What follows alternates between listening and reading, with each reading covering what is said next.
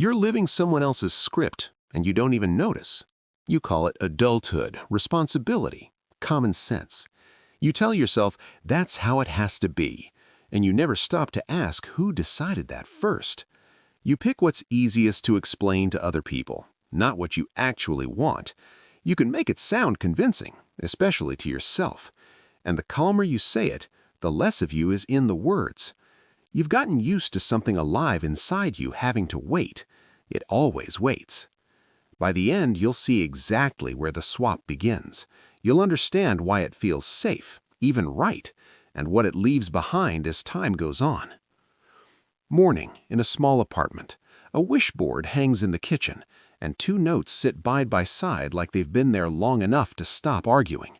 One says, "My dream," handwriting shaky and rushed, like someone trying to get it down before they talk themselves out of it.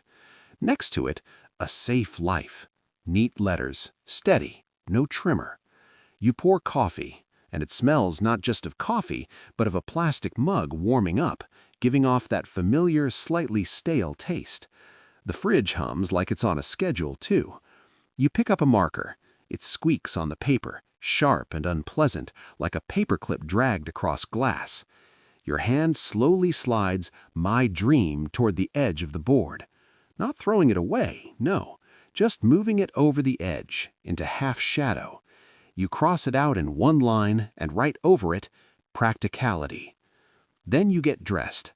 The metal door handle is cold, like the apartment doesn't want to let you go. Your other hand holds your planner. It's heavy, like proof you're busy with something important. The stairwell is noisy.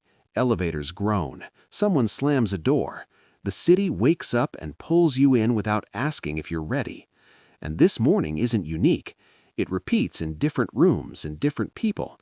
Only instead of a wishboard, it might be a message from your boss, a banking app, a shopping list, a letter you never send. In relationships, it looks the same. You choose, "Don't make it complicated. Don't bring it up. Don't be weird." In plans, "Not now." In decisions, "Later, when it's clearer." From the outside, everything looks decent. You don't smash dishes, don't run away, don't throw scenes. You just, each time, tweak your words a little so they'll pass the sanity check, so they can be shown, so no one looks at you the way you're scared they will, with pity or irritation. You choose what doesn't raise extra questions, and it's almost invisible, because this choice has no dramatic soundtrack. It's quiet. It happens between a sip of coffee and a notification on your screen. The paradox is simple and cruel. The more your brain chooses safety today, the less freedom you'll have tomorrow. Not because someone's holding you, but because you're building a habit. Every time you tell yourself, "Stability above all," you reinforce the path that's easiest to follow. Everything else gets overgrown. And at some point, even the idea of a different route brings not curiosity, but tiredness. As if freedom isn't air, but an extra burden. You start saving, not money or time, but risk. Saving seems smart, but later you realize you saved away exactly what used to make up your life. It works in the little things you wave off. You don't write to the person who matters because "I don't want to seem clingy." You don't apply for the project because "they wouldn't pick me anyway." You don't say you're hurting because "I don't want to make a big deal." You don't take a day off because "it's inconvenient." You don't try because "what if it's dumb?" And each time you feel a short relief, a warmth like a closed door. Danger seems to step back, and with it, you step back too. The sneakiest thing is that safety doesn't look like a prison. It looks like self-care, like maturity, like a plan. It smells like a clean kitchen and a weak schedule. It can speak in your voice. It can even sound like love. "I just want you to be calm." And you believe it, because you do want calm. You're tired. You don't want to get burned again. You've seen uncertainty break people. You've seen them bet and lose. You cling to what you can control, and slowly you start controlling yourself more than anyone else ever did. The turning point usually happens when you finally notice the dream didn't vanish. You didn't throw the paper away. You repurposed it. You took "my dream" and under someone else's rules, turned it into practicality.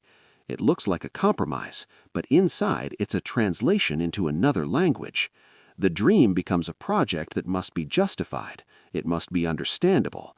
It mustn't be risk-free. It mustn't be too loud, too strange, too you. You start dreaming in ways that fit other people's idea of a normal life. And then the enemy isn't risk, not failure, not chaos. The enemy is the habit of turning a dream into something safe to show. You don't notice it at first because it feels like being responsible. It feels like being careful. It feels like not making mistakes other people have made. It feels like you're protecting yourself, and on some level you are. But you're also shrinking the space where you can be honest. You can even achieve a lot that way. Buy what people are supposed to buy. Live where it's safe. Work where it's promising. Build relationships so they look right. And still, sometimes, very rarely, when the hum of the fridge for a second drowns out your thoughts, you catch a strange feeling, like you're living neatly, but not truly, like you're completing tasks, but not your own, like you were handed a role and got so used to the lines, you forgot what your voice sounds like without a script. The scariest part of this substitution isn't that you didn't fulfill yourself. That sounds like a slogan and doesn't stick. Worse is that you wake up years later and realize you didn't live your life. Not because someone stole it, but because you, day after day, chose phrasing that passed the sanity check. You learned to be convenient for a future that no one promised you. You trained yourself to push the alive parts over the edge of the board. This is what the pattern is really about. Not laziness, not weakness, not lack of talent.